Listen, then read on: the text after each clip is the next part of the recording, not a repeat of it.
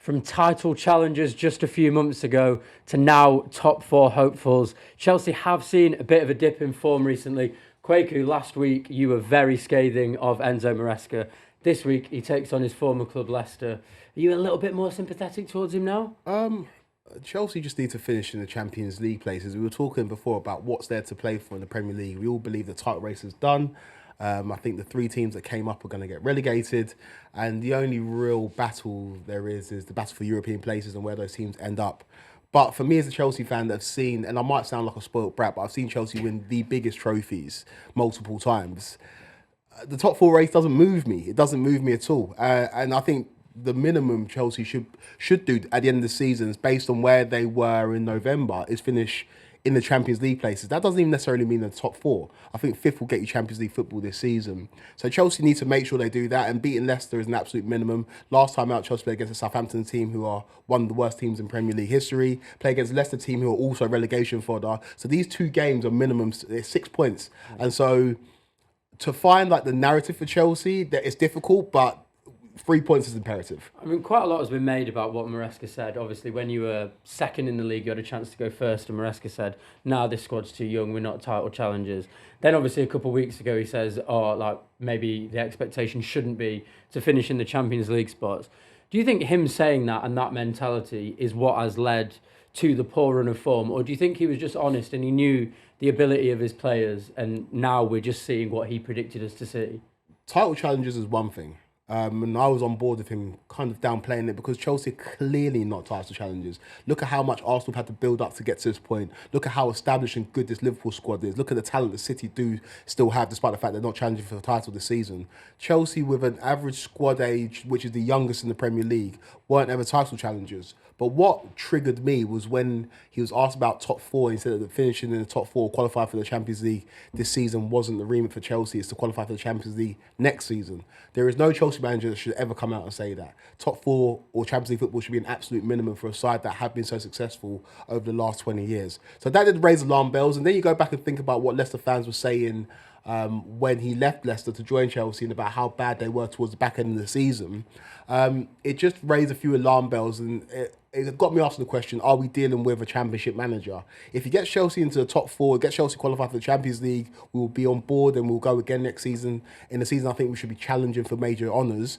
But finishing in the top four or top five is an absolute minimum for me as a Chelsea fan. And yeah, you're right, I was scathing, but I think there are standards that need to be adhered to if you are a football club of the size of Chelsea, and the standard is minimum qualify for the Champions League. Can I just defend Enzo Maresca a little bit? Because I think he was right to downplay the title talk, as Kweku's alluded to, right? But I think with the Champions League talk, Enzo Maresca knows what he's watching on the training ground every single day. He knows where the strengths are. He knows where the weaknesses are. We could sit here and talk about the defence. We could talk about the goalkeeper. These are things that we've been talking about all season with regards to Chelsea, right? So we're all aware of that stuff. By him putting it out there that the club's plan is to qualify for the Champions League by next season, not necessarily this season, it just feels to me like he's defending himself a little bit from the onslaught that would come if Chelsea failed to qualify for the Champions League. It's as if he's saying that's what the club want. That's the way the club have recruited. That's why they haven't got the defenders. That's why they haven't got the goalkeeper, because they're looking at this as a longer term project. I don't think he's doing a great deal wrong personally in terms of the communication. I think he's just trying to, in a way, pass the buck a little bit, make it clear to you guys that actually that's the ownership that are working at that pace and not necessarily him. And I don't blame him, because football is so sort of rash nowadays. You know, you can lose your job with the click of a finger, drop of a hat, you're out. And I just feel like Maresca is just managing that expectation around him so that people don't get carried away, because he knows he's come into a club that had really high standards. Yeah. But he also knows that that squad is not anywhere near that level. But then I look at the job that Mauricio Pochettino did last season, where he finished sixth. To finish in the Champions League this year, you have to finish in the top five. Are you telling me that you're going to either match what Pochettino did last season or do worse than that? I think that is you're liable for the sacking, in my opinion, if that's the case, because Pochettino obviously parted ways for various reasons, not just results on the pitch, but also disputes off the pitch. But I think your job as Chelsea manager is to improve year on year until you get to the goal of winning the title. And if you're to finish sixth or below, I think then you're liable to be sacked. I think one thing that I wanted to mention, and I know we spoke about Cole Palmer a couple of weeks ago, I thought his Instagram story after the Southampton game was very, very weird. Obviously, Chelsea had won 4-0, and he said, like, great to get the 3 points. And then underneath said, I will be back soon. And I thought that's quite a self-absorbed thing to say when your team has just won 4-0. It's like completely reshaping the narrative around him. I don't know if that is me being a bit too negative on it, but I thought it was quite a weird thing to post. I found it weird for a different reason. Cole Palmer, the way that he's been promoted and projected, it's this player who's impervious to the outside noise. He just lives in his own world and he just plays football. Cold Palmer. Yeah, Cole Palmer. He just does his own thing.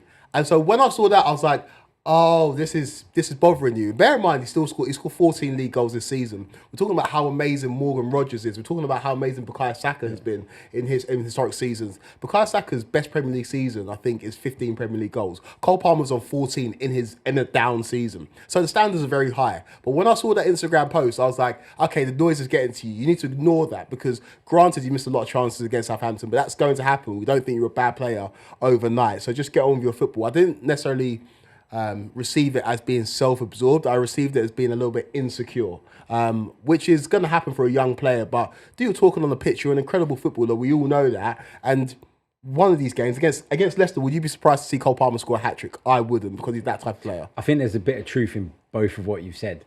I think there's a bit of truth in the insecurity bit, and I think the self-absorbed bit as well.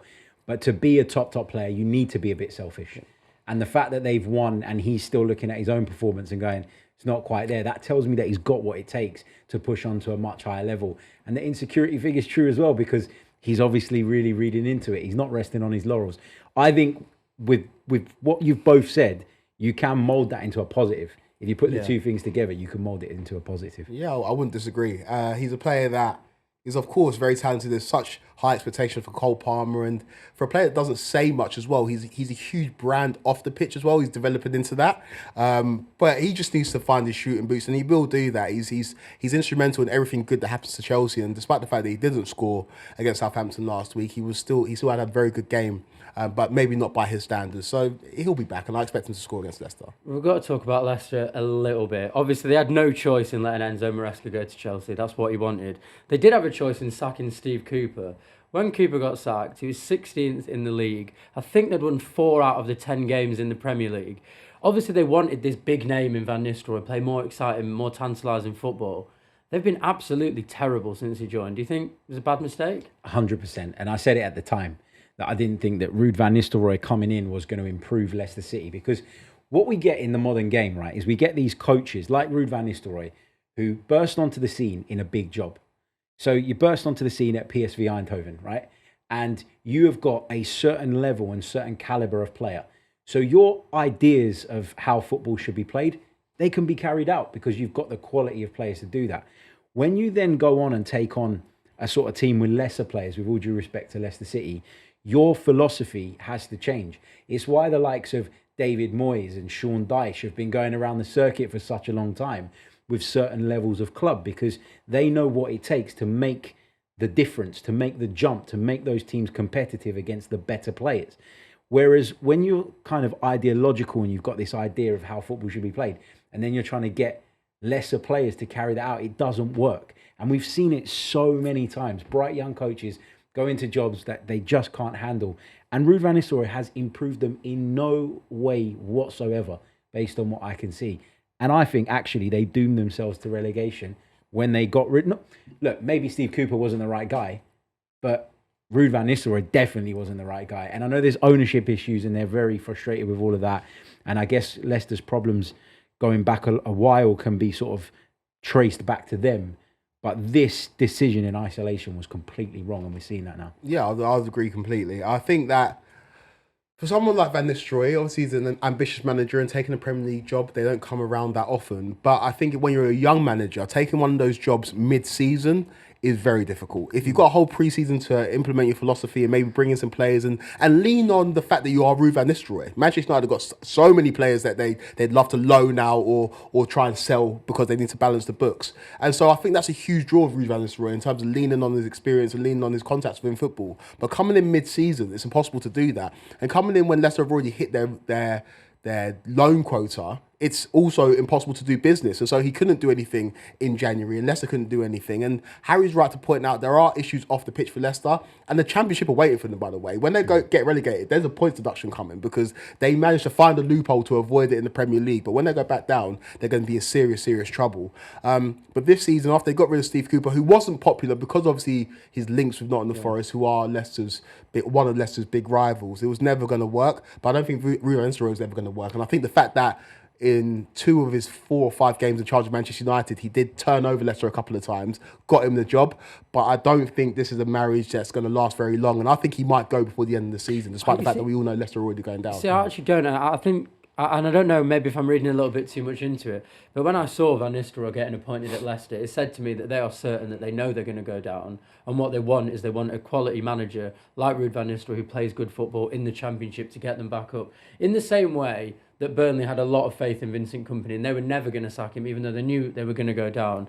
And he had obviously done it the season before, got 100 points in the Championship. But there was an expectation that we'll get relegated, and he'll bring us back up, and we'll play a new brand of football. Maybe this time it'll work. And it seemed like that with me for Van Nistelrooy, because his previous job at PSV had nothing to do with keeping someone afloat. So it doesn't seem like it was like a hiring for this season. It doesn't seem like it was a hiring to keep them up this season, because he has no credentials of being in that kind of tough spot anyway. If that's the case, though, that reflects even worse on the sort of Leicester City ownership, doesn't it? Because like the Burnley example is correct in that they were never going to get rid of Vincent Kompany. They really sort of admired him and they loved the way he played football. But Burnley are resigned to be in a club that go up and down. Leicester City should not be that. They're too big a club to accept that. And they were the champions of the Premier League as recently as 2015. So that shouldn't be accepted. And that, again, it goes back to the ownership, doesn't it? And the lack of ambition. But the whole Ruud van Nistelrooy thing, like I've seen him live on a couple of occasions since he's taken over. I saw them against Arsenal a few weeks ago. And I know there's a big gap between the two teams. But Arsenal turned up there and could not break them down. They could not figure it out. They couldn't break them down. Everyone was talking about Arsenal's attack, of course. But Leicester had defended really, really well. They went down the other end and they created a chance. I don't know if you guys remember it, where Miles Lewis-Skelly just managed to turn the ball around the post, right? From that minute on, this naivety set in. And rather than Ruud van Nistelrooy getting a hold of his group and saying, keep going the way you're going, we're on course to get a draw against one of the title challengers. We were at that point. Like, keep it going. Instead, they got carried away and they started throwing bodies forward. The crowd got going and they fed off of that and they went for the kill. And they ended up getting picked apart on 2 occasions and conceding 2 goals. The naivety was so clear to see. And I don't think a more wily coach like Steve Cooper falls into that trap. Yeah. I think he looks at a situation like that and says, hold on, draw against Arsenal. That's something we can put as a positive. That's something we can start to take confidence from. So it's these little things that you just see with Ruud van Nistelrooy. He's not wired to approach games like that because he never did as a player and he never did as a coach previously. He's been coach of PSV Eindhoven and Manchester United, not Leicester City. I agree, and I think when you talk about naivety, I was covering the West Ham Leicester game last week, and look at the goals that Leicester conceded in that. It was embarrassing. It was one of the worst performances I've ever seen. It was hard for West Ham to even celebrate their goals when they scored them, because Leicester literally showed absolutely nothing. So this is a Leicester team that's going down. Like Harry pointed out, 8-9 years ago they were Premier League champions. They won the FA Cup in 2021, and this is a side that looked doomed to the Championship. And I don't see them coming straight back up this time. I think they've got deeper issues. There's protests against the ownership group. There are big issues at that football club, and on the pitch they've been absolutely abysmal. Their form is worse than Southampton's at the moment, and I would be surprised if they lay the glove on Chelsea. So prediction? I'm going for a 5-0 Chelsea win. Chelsea 4, Leicester 0. No, I was going to go 4-0 as well, yeah. I think we're all in agreement that Chelsea will roundly see off Leicester.